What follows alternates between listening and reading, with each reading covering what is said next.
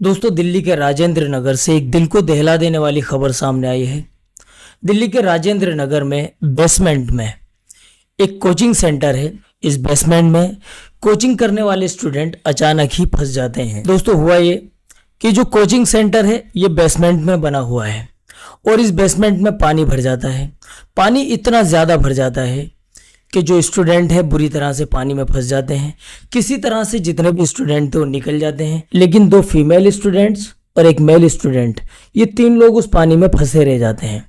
बहुत ज़्यादा मदद की गुहार लगाई, लेकिन मदद की गुहार लगाने के बाद भी जब तक उनके पास मदद पहुंच पाती तब तक बहुत ज़्यादा देर हो चुकी थी। तो आइए पूरा मामला क्या है पहले इस वीडियो को देख लेते हैं। न्यूज आ रही है राजधानी दिल्ली से, जहां पर कोचिंग सेंटर में जो कोचिंग हादसा जो है उसमें इस बीच जानकारी मिल रही है कि 3 छात्रों की मौत हुई है। देर रात तीसरा शव जो कि एक छात्र का था उसको निकाल लिया गया।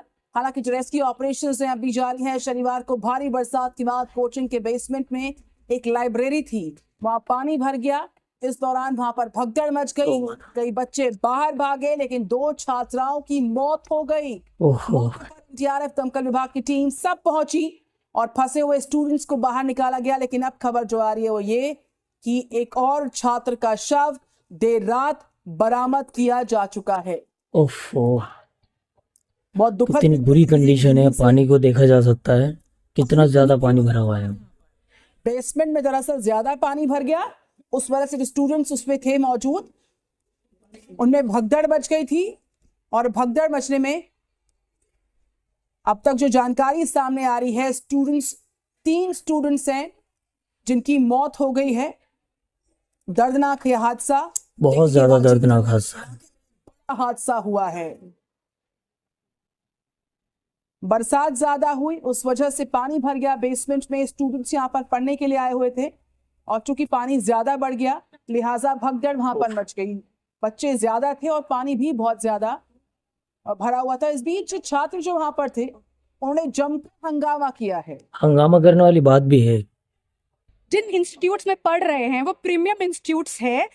यहाँ के डायरेक्टर्स ऑफ फैकल्टीज क्लेम करते हैं कि ये लोग पॉलिसी मेकर्स हैं और ये लोग जो है गवर्नेंस वगैरह के जो सब्जेक्ट्स हैं उनमें एक्सपर्टीज रखते हैं। तो क्या इन लोगों को नहीं पता था कि किस तरीके से human induced disasters can occur? क्या इनको ये नहीं पता था कि बिल्डिंग्स में फायर एग्जिट होना जरूरी है, फ्लड एग्जिट होना जरूरी है? आप लाखों की तादाद से बच्चों को यहाँ पर बुलाते हैं। प्रीमियम इंस्टीट्यूट का अगर ये हाल है तो फिर नॉर्मल इंस्टीट्यूट का क्या हाल होगा?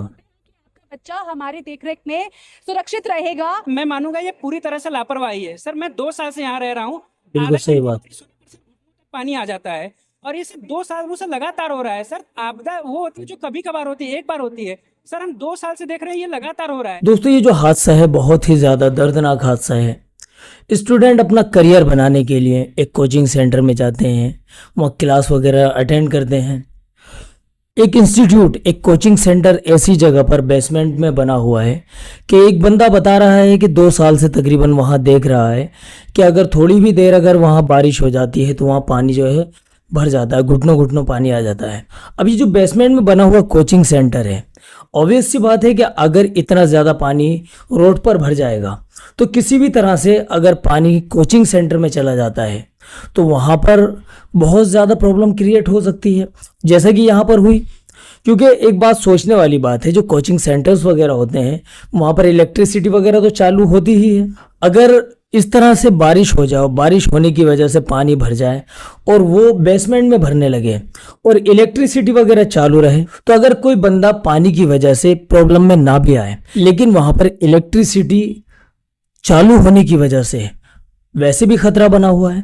तो बेसमेंट में जब अगर इस तरीके के कोचिंग सेंटर्स वगैरह बनाए जा रहे हैं और फिर वहाँ देखा जा रहा है कि बरसात में अगर आधा घंटा बारिश हो जाए तो इतना इतना पानी भर जाता है, तो इस चीज़ को जो यहाँ की फैकल्टी है उसको गौर करने की बहुत ज़्यादा ज़रूरत थी। उन्होंने गौर नहीं किया। ये मामला, इतना बड़ा मामला, इतना बड़ा हादसा पेश आ गया कि 3 छात्रों की इसके अंदर मौत हो गई। ये कोई मामूली मैटर नहीं है। 3 घरों के चिराग उजड़ गए। किस तरह का मातम होगा उन 3 परिवारों के अंदर जिनके ये 3 चिराग उजड़े हैं। इस तरह के जितने भी इंस्टीट्यूट्स वगैरह हैं या जहां कहीं भी इस तरह की अगर लापरवाहियां बरती जा रही हैं यहाँ पर पढ़ने वाले स्टूडेंट्स को इसके अगेंस्ट एक्शन लेना चाहिए, आवाज़ उठानी चाहिए। वहाँ की जो फैकल्टी है उसके अगेंस्ट हमेशा खड़े रहना चाहिए अगर ऐसे मामलात पेश आ रहे हैं। क्योंकि देखिए दोस्तों, हादसा जब हो जाता है तो ये सारी चीज़ें सुर्खियों में आती हैं, लेकिन अगर हादसा होने से पहले अगर ये छोटी छोटी कमियां जिनको नज़रअंदाज किया जाता है, इनको अगर गौर कर लिया जाए तो बहुत मुमकिन है कि हादसे से बचा जा सकता है। हालांकि मौत तो बरहक है, अल्लाह ताला ने मौत का जो तरीका और जो वक्त मुकर्रर कर दिया उस वक्त पर आनी है। लेकिन दोस्तों, इस तरह की जो प्रॉब्लम्स होती हैं जो हम लोगों के सामने अक्सर आती रहती हैं, अगर इस तरह की बातें, इस तरह की अगर कमियां अगर हम लोगों के सामने आ रही हैं तो हमें खामोश बैठने की ज़रूरत नहीं है, बल्कि अगर आपको लग रहा है कि कहीं पर आवाज़ उठाने की ज़रूरत है तो वहाँ पर आवाज़ उठाइए। हम अल्लाह से यही दुआ करेंगे कि जो तीनों स्टूडेंट्स हैं, इन तीनों स्टूडेंट्स के घर वालों को, इनके परिवार वालों को अल्लाह ताला सब्र जमील अता फरमाए। दोस्तों, जान है तो जहान है, जान बहुत ज़्यादा कीमती है। बरसात के वक्त में बहुत ज़्यादा ख्याल रखिए। आजकल हमें जगह जगह पर कोई ना कोई ऐसा एक्सीडेंट या कुछ ना कुछ हमें देखने को मिल रहा है। अभी नेपाल में 2 बसें खाई में गिर गई थी, उसमें भी तकरीबन 63 लोग सवार थे। अभी जो लोनावला का बुशी डैम वाला जो एक मैटर सामने आया था, उसमें भी तकरीबन एक परिवार के 10 लोग पानी में बह गए थे। हर रोज़ कोई ना कोई नई खबर आ रही है। तो हम लोगों को बरसात के वक्त में सबसे पहले तो घूमने अगर हम जाएं तो इस चीज़ का बहुत ज़्यादा ख्याल रखना है कि ऐसी जगह बिल्कुल ना जाएं जहां पर किसी भी तरह का खतरा हो। दोस्तों, ये बहुत ज़्यादा दर्दनाक हादसा था। आप अपना भी ख्याल रखिए और अपनों का भी ख्याल रखिए। चलिए दोस्तों, मिलते हैं अगली वीडियो में। अस्सलामु अलैकुम वरहमतुल्लाहि वबरकातुहू।